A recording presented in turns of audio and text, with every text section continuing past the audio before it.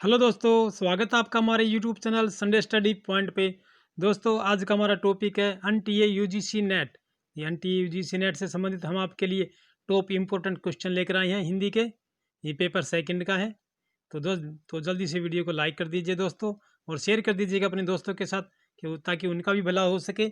और अभी तक आपने हमारे यूट्यूब चैनल को सब्सक्राइब नहीं किया है तो उसे जल्दी से कर दीजिएगा, ठीक है जी। और यदि अभी तक और साथ में बेल आइकन को भी दबाइएगा, जब नेक्स्ट वीडियो हमारी अपलोड होगी उसका नोटिफिकेशन सबसे पहले आपको मिल सके। तो चलिए, आज का हमारा पहला क्वेश्चन है कि 20 क्वेश्चन हमारे इससे पिछली वीडियो में हो चुके हैं।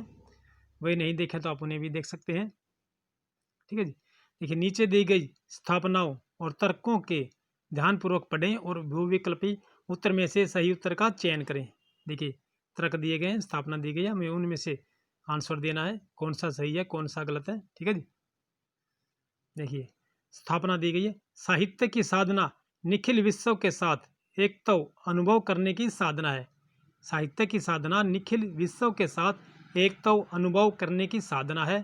तर्क है, साहित्य विश्व बंधुत्व की भावना को पुष्ट करता है। देखिए, ए आर दोनों गलत हैं, ए सही और आर गलत है। ए आर दोनों सही हैं, आर सही और ए गलत है। देखिए, क्या होगा आंसर। देखिए, आंसर हमारा होगा ऑप्शन नंबर सी होगा। देखिए, आंसर में ऑप्शन नंबर सी होगा, ए आर दोनों सही है, ठीक है जी।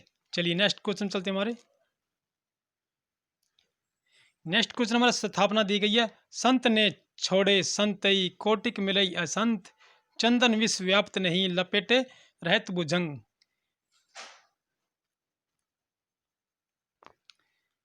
देखिए, तर्क दिया गया है, तर्क है, दुष्टों की संगति में संतों का स्वभाव बदल जाता है। यानी दुष्टों की संगति में संतों का स्वभाव बदल जाता है।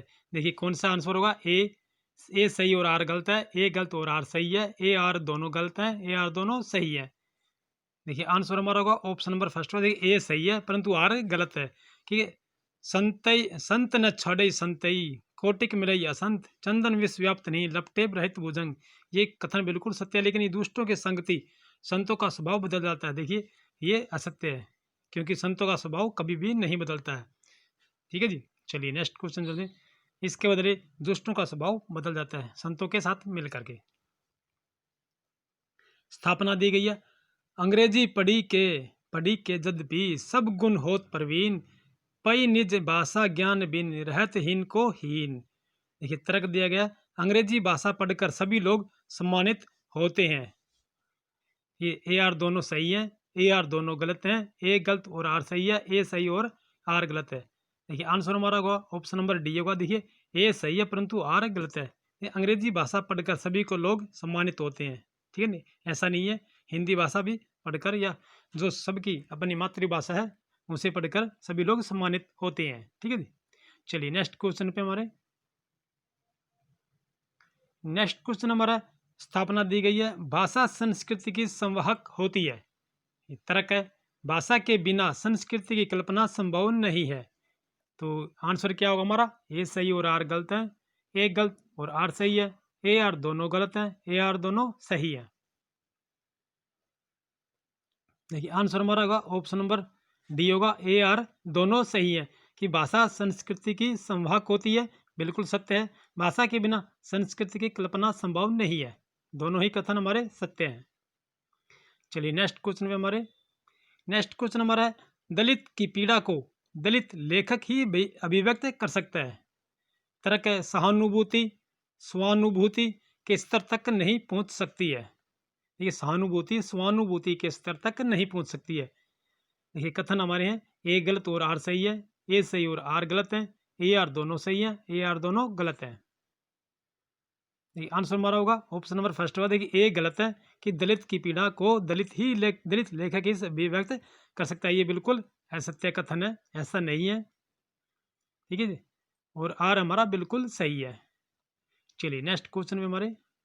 देखिए, आगे, कालक्रम की दृष्टि से सही अनुक्रम क्या है। देखिए, हमें सही अनुक्रम बताना है कि मतवाली कल्पना सारिका पहल, कल्पना मतवाला सारिका पहल, सारिका मतवाला पहल कल्पना, पहल कल्पना सारिका मतवाला। देखिए, क्या होगा आंसर हमारा। आंसर हमारा होगा, देखिए, सबसे नंबर ए नंबर होगा हमारा, सबसे पहला मतवाला, फिर कल्पना, फिर सारिका, फिर पहल। ठीक है जी, चलिए नेक्स्ट क्वेश्चन चलते हैं हमारे।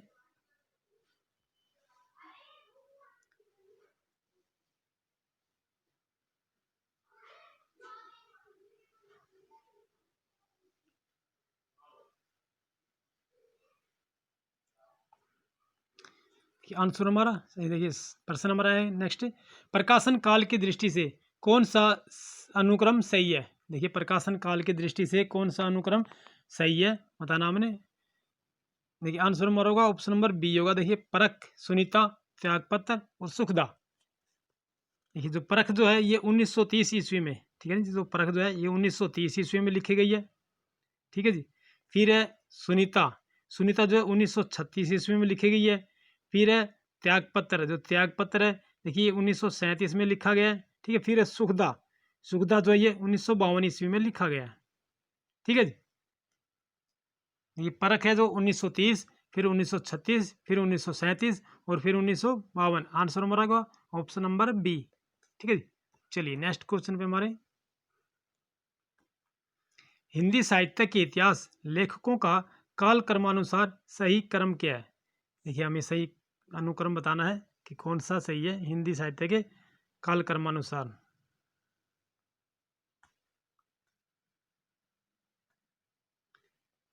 आंसर हमारा होगा ऑप्शन नंबर डी होगा। ठीक है जी। देखिए सबसे पहले मिश्र बंधु थे, फिर रामचंद्र शुक्ल जी हैं, फिर राम कुमार वर्मा जी, फिर हजारी प्रसाद द्विवेदी। ये हमारा आंसर सही होगा। देखिए साहित्य इतिहास और साहित्यकार, देखिए मिश्र बंधु विनोद जो है ना, देखिए इन्होंने मिश्र बंधु साहित्य लिखा है। ठीक है ना, मिश्र बंधु विनोद है जो मिश्र बंधु, उन्होंने मिश्र बंधु साहित्य लिखा है और ये 1913 ईस्वी में लिखा गया है। फिर उसके पश्चात है रामचंद्र शुक्ल जी, जो इन्होंने हिंदी साहित्य का इतिहास लिखा है। हिंदी साहित्य के इतिहास लेखकों का कालक्रम अनुसार है। ठीक है ना, इन्होंने हिंदी साहित्य के इतिहास लिखा है ये। फिर है रामचंद्र शुक्ल जी, इन्होंने 1929 ईस्वी में लिखा गया है। फिर है राम कुमार वर्मा जी। ठीक है जी। फिर है राम कुमार वर्मा, इन्होंने 1938 ईस्वी में लिखा है। ठीक है जी। इन्होंने हिंदी साहित्य का आलोचनात्मक इतिहास लिखा है। फिर है हिंदी साहित्य की भूमिका, जो ये हजारी प्रसाद द्विवेदी जी का है और इन्होंने ये 1940 ईस्वी में लिखा है। चलिए नेक्स्ट क्वेश्चन पे हमारे चलते हैं। आंसर हमारा ऑप्शन नंबर डी होगा दोस्तों इसका। चलिए नेक्स्ट क्वेश्चन पे हमारे चलते हैं। नेक्स्ट क्वेश्चन हमारा, कालक्रम की दृष्टि से निम्नलिखित नाटकों का सही अनुक्रम क्या है। देखिए हमें नाटकों का सही अनुक्रम बताना है। देखिए इसमें आंसर देखिए हमारा ऑप्शन नंबर ए होगा। ठीक है ना, ये संगीता स्वयंवर होगा, फिर चंद्रगुप्त, फिर सिंदूर की ओली, फिर कोणार्क। ठीक है। ये संगीता स्वयंवर जो है ये लाला श्रीनिवास दास जी का लिखा गया है, संगीता स्वयंवर, और ये 1885 ईस्वी में लिखा गया है। फिर है चंद्रगुप्त, चंद्रगुप्त देखिए ये प्रसाद जी का नाटक है, जयशंकर प्रसाद जी का, और ये 1931 ईस्वी में लिखा गया है। फिर है सिंदूर की होली, जो ये लक्ष्मी नारायण मिश्र जी का है और ये 1934 ईस्वी में लिखा गया है। फिर है कोणार्क, कोणार्क जो है जगदीश चंद्र माथुर जी का है और ये 1951 ईस्वी में लिखा गया है। ठीक है, ये लिख लीजिएगा दोस्तों, क्योंकि जो नेट की जो परीक्षा होती है उसमें यही क्वेश्चन पूछे जाते हैं इनके सीरियल वाइज अनुक्रम में लगाना, क्योंकि नाटक है, किसी का कालक्रम है, किसी ने इतिहास लिखा है या कहानियाँ लिखी हैं उनका नाट, और या फिर साहित्यकारों का उनका कालक्रम पूछा जाता है। तो आप इन्हें नोट करते रहिएगा अपने कॉपी में। देखिए नेक्स्ट क्वेश्चन हमारा, कालक्रम की दृष्टि से निम्नलिखित कहानियों का सही अनुक्रम क्या है। देखिए हमें कहानी दी गई ना, मैंने अभी बोला है, और अभी देखिए कहानी का अनुक्रम बताना हमें, कालक्रम की दृष्टि से सही अनुक्रम क्या है। देखिए आंसर हमारा होगा ऑप्शन नंबर सी का होगा। ठीक है ना, देखिए सबसे पहले है उसने कहा था, कफन, रोज, यही सच है। ठीक है, देखिए उसने कहा था, ये चंद्रधर शर्मा गुलेरी जी की है और ये 1915 ईस्वी में लिखी गई है। ठीक है जी। फिर है रोज, नहीं सॉरी दोस्तों, फिर है कफन, कफन जो देखिए प्रेमचंद जी की है और इन्होंने 1936 ईस्वी में लिखी है कफन। फिर है रोज, रोज जो है ये हमारी फिर आज्ञा जी की है। ठीक है जी, फिर ये 1938 ईस्वी में लिखी गई है। फिर यही सच है, ये मनु भंडारी जी की है कहानी है और 1966 ईस्वी में लिखी गई है। जो मनु भंडारी का जो है ना बंटी, उसका क्वेश्चन आया हुआ था दोस्तों अभी, तो पिछली परीक्षा हुई थी उसमें पूछा गया था महात्मा गांधी से संबंधित। चलिए नेक्स्ट क्वेश्चन हमारे, नेक्स्ट क्वेश्चन हमारा, कालक्रम की दृष्टि से आत्मकथा के निम्नलिखित खंडों का सही अनुक्रम क्या है। देखिए कालक्रम की दृष्टि से आत्मकथा है, हमें उनका सही कालक्रम बताना है। देखिए आंसर हमारा होगा ऑप्शन नंबर बी होगा। सबसे पहले देखिए क्या बोलूँ क्या याद करूँ, क्या बोलूँ क्या याद करूँ, ये 1969 ईस्वी में लिखा गया था। ठीक है जी, इसका प्रकाशन वर्ष है 1969। फिर है नीड का निर्माण, फिर देखिए नीड का निर्माण, फिर देखिए हमारा फिर है नेक्स्ट हमारा नीड का निर्माण फिर। ठीक है जी, नीड का निर्माण फिर देखिए ये लिखा गया था 1970 ईस्वी में लिखा गया है। फिर है बसेरे से दूर। ठीक है जी, फिर है बसेरे से दूर, तो ये है 1978 ईस्वी में लिखा गया है। फिर है दशहरा, देखिए 10 द्वार से सोपान तक, 10 द्वार से सोपान तक, ये लिखा गया 1985 ईस्वी में। ठीक है जी, देखिए क्या बोलूँ क्या याद करूँ, ये 1969 ईस्वी। फिर नीड का निर्माण फिर ये 1970 ईस्वी, बसेरे से दूर 1978 ईस्वी, 10 द्वार से सोपान तक 1985 ईस्वी। ठीक है, चलिए नेक्स्ट क्वेश्चन चलते हमारे। देखिए नेक्स्ट क्वेश्चन हमारा है, निम्नलिखित अभिव्यक्त काव्य कृतियों का सही अनुक्रम क्या है। देखिए हमें काव्य कृतियाँ दी गई हैं, इनका सही अनुक्रम बताना है। ठीक है जी, देखिए आंसर हमारा होगा ऑप्शन नंबर डी होगा ये। ठीक है जी, सबसे पहले है भारत भारती, जो ये मैथिली शरण गुप्त जी की है और 1912 ईस्वी में लिखी गई है। फिर है पल्लव, जो है सुमित्रानंदन पंत जी की है, जो 1926 ईस्वी में लिखी गई है। फिर अनामिका है, अनामिका जी की निराला जी की है, जो 1938 ईस्वी में लिखी गई है। और दीप सिख है जो महादेवी वर्मा जी की है, जो 1942 ईस्वी में लिखी गई है। आंसर हमारा ऑप्शन नंबर डी होगा दोस्तों। चलिए नेक्स्ट क्वेश्चन चलते हमारे। देखिए नेक्स्ट क्वेश्चन हमारा, निम्नलिखित ग्रंथों का सही अनुक्रम क्या है। देखिए हमें सही अनुक्रम बताना है ग्रंथों का, ये ग्रंथ दिए गए हैं। और देखिए आंसर हमारा होगा ऑप्शन नंबर फर्स्ट ही होगा, हिंदी नवरत्न। देखिए हिंदी रत्न जो है ये मिस्र बंधु जी का है। ठीक है जी, निबंध है ये मिस्र बंधु जी के द्वारा रचित है और ये 1910 ईस्वी में लिखा गया था। फिर है देव और बिहारी। देखिए देव और बिहारी है जो कृष्ण बिहारी मिश्र जी की है, देव और बिहारी कृष्ण बिहारी मिश्र जी की, जो 1920 ईस्वी में लिखा गया है। फिर है बिहारी और देव, देखिए लाला भगवान दीन है 1926 ईस्वी में। देखिए देव और बिहारी, बिहारी और देव देखिए दोनों ही एक जैसे ही हैं, लेकिन है इनके रचनाकार हैं निबंधकार हैं देखिए अलग अलग हैं। देव और बिहारी का कृष्ण बिहारी मिश्र जी हैं, और बिहारी और देव देखिए लाला भगवान दीन है। ठीक है जी, इन्हें याद रखिएगा। फिर एक बिहारी का नया मूल्यांकन, देखिए क्या होगा बिहारी का नया मूल्यांकन, ये जो है जी बच्चन सिंह जी का है 1960 ईस्वी में जो लिखा गया है। ठीक है जी, चलिए नेक्स्ट क्वेश्चन चलते हैं हमारे। नेक्स्ट क्वेश्चन हमारा निम्नलिखित काव्य शास्त्री है। देखिए काव्य शास्त्री है, इनका ग्रंथों का सही अनुक्रम क्या है। देखिए हमें सही अनुक्रम बताना है काव्य शास्त्रियों का। आंसर हमारा होगा ऑप्शन नंबर बी होगा। देखिए काव्य अलंकार सूत्र, देखिए सबसे पहले है काव्य अलंकार सूत्र, जो वामन जो 800 ईस्वी में, देखिए 800 ईस्वी में लिखा गया है ये जो काव्य अलंकार है जो हमारा। ठीक है जी, फिर है काव्य अलंकार, सेकंड नंबर है काव्य अलंकार, पहला है काव्य अलंकार सूत्र, फिर है काव्य अलंकार, ये रुद्रट ने लिखा है 800 से लेकर 850 ईस्वी तक मध्य लिखा गया, 800 से 850 ईस्वी के मध्य लिखा गया काव्य अलंकार। फिर है दवन्यालोक, देखिए दवन्यालोक जो है ये आनंद वर्धन जी का है और ये 850 ईस्वी में लिखा गया है, दवन्यालोक 850 ईस्वी में।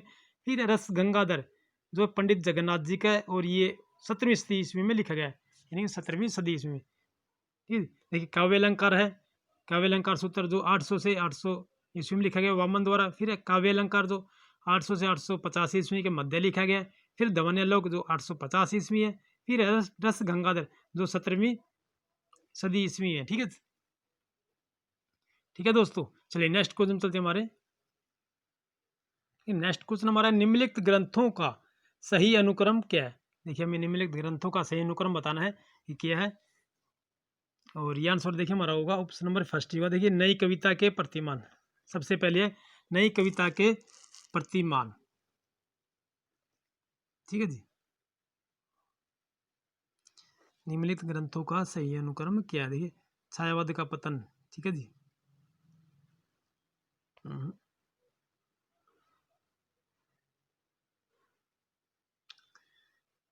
कविता के नए प्रतिमान।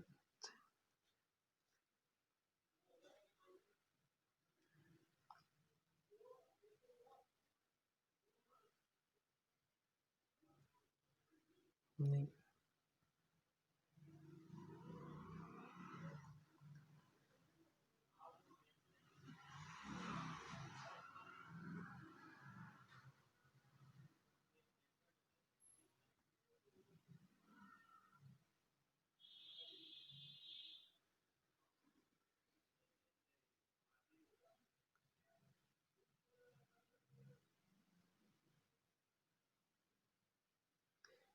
दोस्तों मिस्टेक रखी है। देखिए छायावाद का पतन जो है ये पहले आना चाहिए था। ठीक है जी, नई कविता के प्रतिमान जो है ये पहले के बजाय यहाँ पर आना चाहिए। छायावाद का पतन जो है ये पहले आएगा। ये 1948 ईस्वी में लिखा गया है। फिर नई कविता के प्रतिमान जो है देखिए ये फिर लक्ष्मीकांत वर्मा जी का है जो 1957 ईस्वी में लिखा गया है। फिर कमायनी जो शंकर प्रसाद जी का है। ठीक है, नहीं कमायनी एक पुनर्विचार है, सॉरी दोस्तों, जो कमायनी एक पुनर्विचार है ये मुक्तिबोध का 1961 ईस्वी में लिखा गया। फिर है कविता के नए प्रतिमान। ठीक है, नहीं देखिए नई कविता के प्रतिमान और कविता के नए प्रतिमान ये अलग अलग है। ये नामवर सिंह जी का है कविता के नए प्रतिमान। ठीक है जी, ये 1968 ईस्वी में लिखा गया है। ये छायावाद का पतन जो है ये सबसे पहले आएगा, ये मिस्टेक हो रही है। ठीक है, देखिए कहीं ये समझो छायावाद का पतन कमायनी देखिए एक पुनर्विचार, ये यहाँ गलत हो जाएगा। ठीक है जी, देखिए आंसर हमारा ऑप्शन नंबर फर्स्ट ही होगा। चलिए नेक्स्ट। तो दोस्तों आज की वीडियो हमारी यहीं समाप्त होती है। फिर मिलते हैं अगले नेक्स्ट वीडियो में, तब तक के लिए जय हिंद।